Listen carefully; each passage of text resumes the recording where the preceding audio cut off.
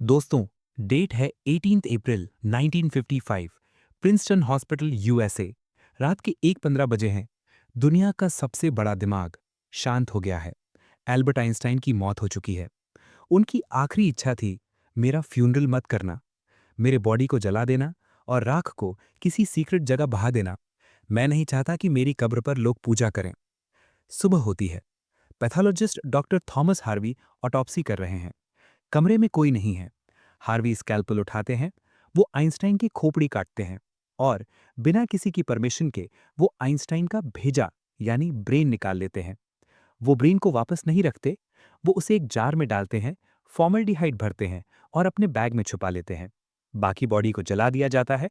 Family को लगता है सब नॉर्मल है, लेकिन अगले दिन अखबार में खबर छपती है, Einstein's brain retain for study. Einstein का बेटा हंस एल्बर्ट गुस्से में हॉस्पिटल आता है। तुमने मेरे बाप का दिमाग क्यों चुराया? डॉक्टर हार्वी झूठ बोलते हैं, ये साइंस के लिए जरूरी है। अगले 40 सालों तक वो ब्रेन किसी लैब में नहीं, डॉक्टर हार्वी के घर के बेसमेंट में एक साइडर बॉक्स यानी शराब की पेटी के अंदर बियर कूलर के नीचे पड़ा रहा। डॉक्टर हार्वी की बीवी ने धमकी दी, इस ब्रेन को फेंक दो। हार्वी ब्रेन लेकर भाग गया। उसने ब्रेन के 240 टुकड़े किए। उसने वो टुकड़े अपनी कार की ट्रंक में रखे और पूरी अमेरिका घूमता रहा। सोचिए, जिस दिमाग ने E is equal to MC² बनाया, वो एक प्लास्टिक के डब्बे में पड़ा था। आज हम उस दिमाग की कहानी सुनेंगे जो मरने के बाद भी आजाद नहीं हुआ। Let's begin. Chapter 1, the dopey one, 1879 to 1902। The late talker. Albert का जन्म 1879 में जर्मनी में हुआ। जब वो पैदा हुआ तो उसका सर अजीब शेप का था। उसकी दादी ने कहा, ये तो मोटा है। सबसे बड़ी चिंता ये थी कि वो बोलता नहीं था। 2 साल, 3 साल, 4 साल। माँ बाप को लगा बच्चा मंद बुद्धि यानी रिटार्डेड है। एक दिन रात के खाने पर 4 साल का एल्बर्ट अचानक बोला, the soup is too hot. Soup बहुत गर्म है। माँ बाप हैरान रह गए। तुम बोल सकते हो, तो आज तक बोले क्यों नहीं? एल्बर्ट ने कहा, because up to now everything was in order. क्योंकि अब तक सब कुछ ठीक था। ये दिखाता है कि वो बच्चा फालतू बात नहीं करता था।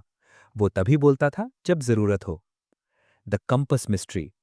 5 साल की उम्र में एल्बर्ट बीमार था।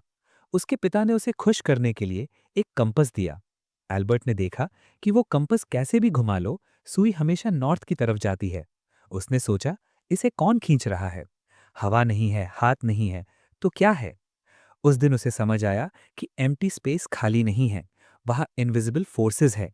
यही क्यूरियोसिटी उसे साइंटिस्ट बनाएगी। The failure. स्कूल में वो टीचर्स से सवाल पूछता था। टीचर्स कहते, तुम क्लास का डिसिप्लिन खराब करते हो, तुम कभी कुछ नहीं बनोगे। 16 साल की उम्र में उसने ज्यूरिक पॉलिटेक्निक का एंट्रेंस एग्जाम दिया। वो मैथ्स और फिजिक्स में पास हुआ, लेकिन फ्रेंच, बॉटनी और जूलॉजी में फेल हो गया। उसे एडमिशन नहीं मिला। डिग्री लेने के बाद उसे नौकरी नहीं मिली। उसने हर प्रोफेसर को लेटर लिखा, सब ने इग्नोर किया। उसके पिता हर्मन मरने वाले थे। उन्हें दुख था कि उनका बेटा नालायक है। एल्बर्ट के लिए यह सबसे बड़ा दुख था कि उसके पिता उसे फेलियर समझकर मरे। Chapter 2, the patent office clerk, 1905। The boring job. बड़ी मुश्किल से दोस्त की मदद से उसे बर्न में नौकरी मिली। पेटेंट ऑफिस में क्लर्क, 3rd क्लास। काम था लोगों के इन्वेंशंस चेक करना। लोग सोचते थे ये बोरिंग काम है, लेकिन आइंस्टाइन के लिए ये जन्नत थी। वो अपना काम 4 घंटे में खत्म कर लेता। बाकी 4 घंटे वो डेस्क के नीचे अपनी कैलकुलेशंस करता। वो इसे कहता था, माय थ्योरेटिकल फिजिक्स डिपार्टमेंट। जब बॉस आता तो वो कागज ड्रॉर में छुपा देता। Anus mirabilis, the miracle year, 2005। Einstein 26 साल का था। कोई उसे नहीं जानता था। उस एक साल में उसने 4 पेपर्स पब्लिश किए। इनमें से कोई भी एक पेपर उसे नोबेल प्राइज दिला सकता था। फोटो इलेक्ट्रिक इफेक्ट यानी लाइट वेव नहीं, पार्टिकल है, इसके लिए उसे नोबेल मिला। ब्राउनियन मोशन यानी एटम्स रियल होते हैं। उस वक्त लोग एटम्स पर डाउट करते थे। स्पेशल रिलेटिविटी यानी टाइम कांस्टेंट नहीं है। उसने सोचा कि अगर मैं रोशनी की किरण के साथ दौड़ूं तो क्या होगा।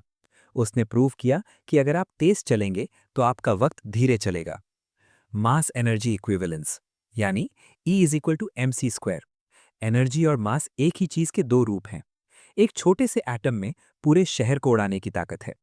ये सब उसने बिना लैब के, बिना यूनिवर्सिटी के, एक बोरिंग ऑफिस में बैठे बैठे किया। शाम को वो घर जाता और अपनी वाइफ मिलेवा के साथ बच्चों को संभालता। Chapter 3, the dark side of genius, family and war. The cruel husband. Einstein दुनिया के लिए जीनियस था, लेकिन पति के रूप में वो क्रूअल था। उसकी वाइफ मिलेवा मारिच खुद एक ब्रिलियंट साइंटिस्ट थी। कहा जाता है कि आइंस्टाइन की मैथ्स में वो मदद करती थी, लेकिन शादी के बाद आइंस्टाइन ने उसे दबा दिया। जब उनके बीच झगड़े होने लगे तो आइंस्टाइन ने एक लिस्ट ऑफ कंडीशंस लिखी और मिलेवा से कहा, अगर मेरे साथ रहना है तो ये मानो। लिस्ट में लिखा था, तुम मेरे कपड़े और लॉन्ड्री साफ रखोगी, तुम मेरे कमरे में 3 वक्त का खाना लाओगी लेकिन मेरे साथ नहीं खाओगी, तुम मुझसे इंटीमेसी यानी प्यार की उम्मीद नहीं रखोगी, जब मैं कहूंगा चुप हो जाओ तुम्हें तुरंत चुप हो जाना होगा। मिलेवा ने बच्चों के लिए ये शर्तें मानी, लेकिन आखिर में वो टूट गईं और अलग हो गए। The lost daughter and mad son. शादी से पहले उनकी एक बेटी हुई थी, लिजल। आइंस्टाइन ने उसे कभी नहीं देखा। कहा जाता है उसे अडॉप्शन के लिए दे दिया गया या वो मर गई। हिस्ट्री से उसका नाम मिटा दिया गया। उनका छोटा बेटा एडवर्ड जीनियस था, लेकिन उसे शिज़ोफ्रेनिया हो गया। वो मेंटल असाइलम में भर्ती रहा। जब आइंस्टाइन अमेरिका भागा हिटलर के डर से, तो वो एडवर्ड को स्विट्जरलैंड में अकेला छोड़ गया। बाद में आइंस्टाइन ने कहा, मेरा बेटा मेरे गुनाहों की सजा है। The Nazi hit list. 1930s में जर्मनी में हिटलर पावर में आया। आइंस्टाइन ज्यूइश यानी यहूदी था। नाज़ीज ने आइंस्टाइन की फोटो पर लिखा, नॉट येट हैंग्ड यानी अभी तक फांसी नहीं दी गई। उनके सर पर $5,000 यानी आज के $1 लाख का इनाम रखा गया। एक बुक पब्लिश हुई, 100 ऑथर्स अगेंस्ट आइंस्टाइन। आइंस्टाइन ने हंसकर कहा, अगर मैं गलत होता तो 100 की क्या जरूरत थी, एक ही ऑथर काफी था। 1933 में आइंस्टाइन हमेशा के लिए जर्मनी छोड़कर अमेरिका प्रिंसटन आ गया।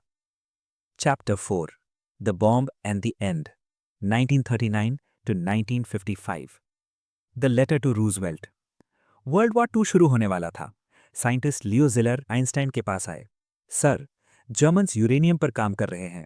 अगर हिटलर ने एटॉमिक बॉम्ब बना लिया तो वो दुनिया जीत लेगा। आप लेटर लिखिए। आइंस्टाइन शांतिप्रिय यानी पैसिफिस्ट था। वो वॉर से नफरत करता था, लेकिन हिटलर का डर इतना बड़ा था कि उसने साइन कर दिया। उस लेटर की वजह से मैनहट्टन प्रोजेक्ट शुरू हुआ। जब 1945 में हिरोशिमा और नागासाकी पर बॉम्ब गिरा, आइंस्टाइन रो पड़ा। उसने कहा, वो इज मी यानी हाय ये मैंने क्या किया। उसने कहा कि अगर मुझे पता होता कि जर्मन्स बॉम्ब नहीं बना पाएंगे तो मैं कभी उंगली भी नहीं उठाता। मरने तक उसे इस बात का दुख रहा कि उसकी E=mc² फॉर्मूला ने मौत बनाई। The refusal. आइंस्टाइन 75 ईयर्स के थे। उनके पेट की नस यानी एब्डोमिनल एओर्टा फट गई।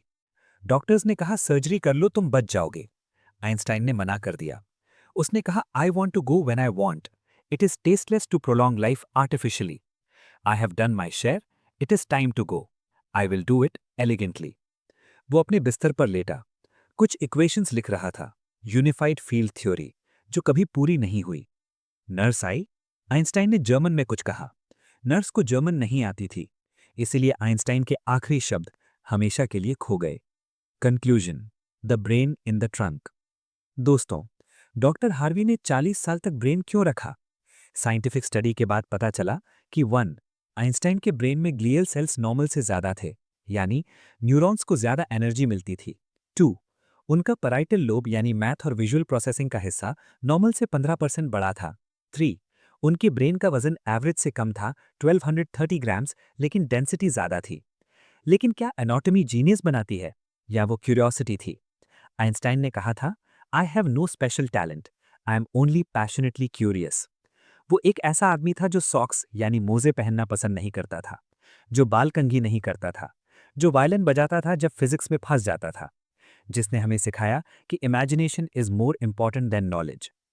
आज जब आप जीपीएस यूज करते हैं यानी रिलेटिविटी, या लेजर पॉइंटर यूज करते हैं यानी फोटो इलेक्ट्रिक इफेक्ट, या न्यूक्लियर एनर्जी देखते हैं यानी E=mc², तो याद रखिए ये सब उस मंदबुद्धि बच्चे ने दिया है जो 4 साल तक बोल नहीं पाया था और जिसका दिमाग मरने के बाद भी एक बियर कूलर के नीचे पड़ा रहा। रुकिए मत, बी क्यूरियस। जय हिंद।